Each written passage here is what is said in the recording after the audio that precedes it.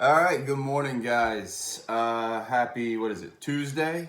Okay, so I wish more of you watched the Invictus movie.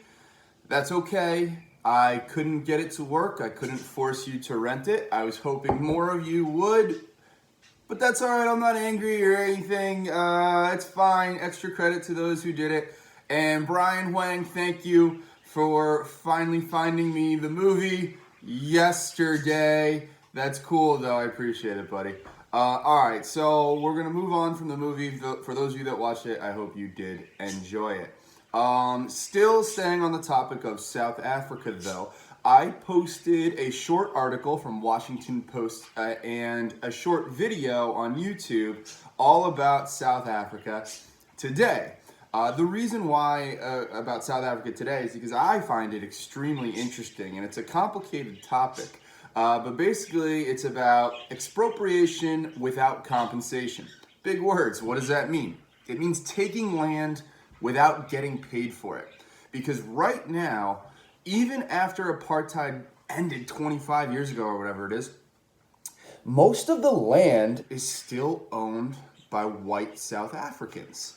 And some of the better jobs are disproportionately are white people jobs still. And even though things have gotten better since apartheid ended, it's far from perfect. I don't want you to think that as soon as Nelson Mandela was elected and apartheid ended, it was all, rainbows and unicorns. No, there was still racism and there was still a lot of unfairness. I mean, similar to America. Once slavery ended, it didn't just magically become perfect. There were decades and decades of segregation, and there's still lingering problems today. South Africa's no different.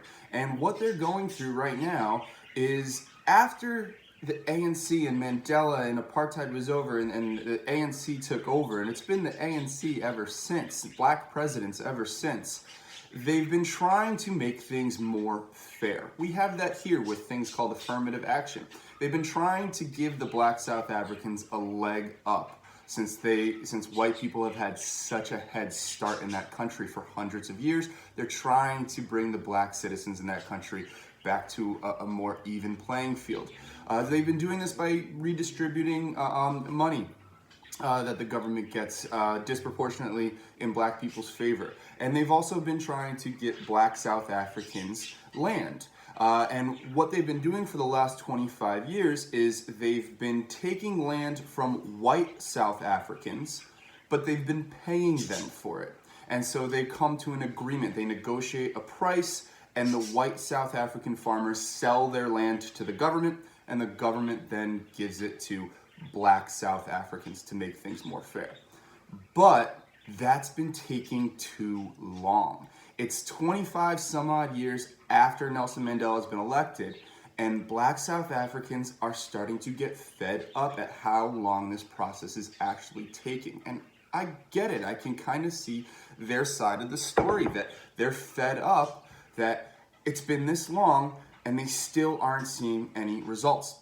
So what the new president of South Africa and the new government is proposing right now is, instead of paying white South Africans for their land, they're trying to change the Constitution to say that they can just take their land and that's it. They don't have to pay them. And by doing this, it will speed up the process of getting black South Africans their land that they've been promised all these years. Now, white South African farmers are understandably not happy about this. A lot of them are young and they weren't around in apartheid times, and they feel that they're being punished for something that their grandfather may have taken part in. And they're saying that that's not really fair and that the government should have to pay them for what is rightfully theirs. And I can kind of see their side of the story too. So this is extremely complicated. And I want you to read the article. I want you to watch the video. And then I want you to kind of sit and think about this. Do you find yourself leaning to one side or the other? This is why I absolutely love social studies. It's not like Miss Collins' math, don't tell her I said that, where there's one right answer and everything else is wrong. Social studies lives in this shades of gray area where there's never going to be one perfect answer. Are the black South Africans right to demand the land right now without having to pay for it? Or are the white South Africans right to say that this isn't their problem, it's not their fault? I don't know. Is there a compromise that you can think of where maybe they could work something out in the middle? I don't know. So I'm curious. I want you to watch the YouTube clip, read the article, and then think about it and ask yourself, what's your opinion?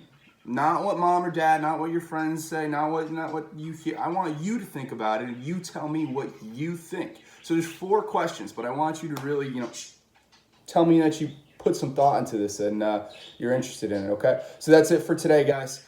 Shoot me a comment if you have any issues. And yeah, I'll see you. Bye.